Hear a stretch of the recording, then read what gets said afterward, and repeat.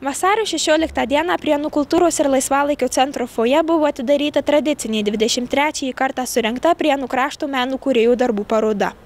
Šią dieną net 26 rajonų menininkai pristatė apie 150 savo darbų.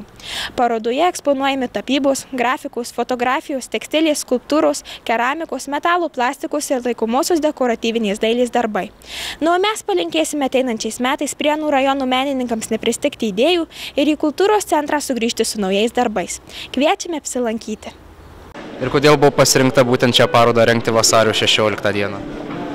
Tai yra tradicija, tiesiog prieš mane dirbusi dailininkė, čia buvo jos idėja, reiškiasi, organizuoti, aš tik tai tęsiu tą darbą.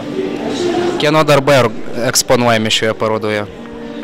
Šiemet pristatė 22 autoriai, darbų apie 150 yra ir įvairūs darbai, tiesiog tapyba, grafika, tekstilė, skulptūra, fotografija, dekoratyviniai darbai.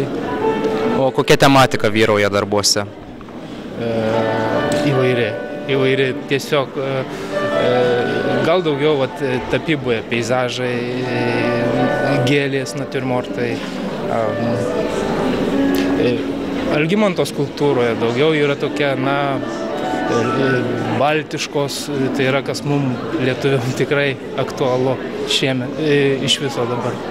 Ir iki kada žmonės galės apsilankyti šioje parodoje? Parodą galima bus lankyti iki kovo 11 dienos. Tai tiesiog irgi tokia tradicija. Kaip vertinate šią rajono tautodailininkų parodą, kuri atidaroma šiandien? Aš čia įsivaizduoju, kad tai yra unikalus reliktas visos Lietuvos masteliu, nes tiek metų, virš 30 metų, metai iš metų sušaukiami visi kūrėjai ir jie pagerbiami, pasidžiaugiama. Tai yra Lietuvoje labai reta tokių vietų, kur taip išsaugota tokia tradicija.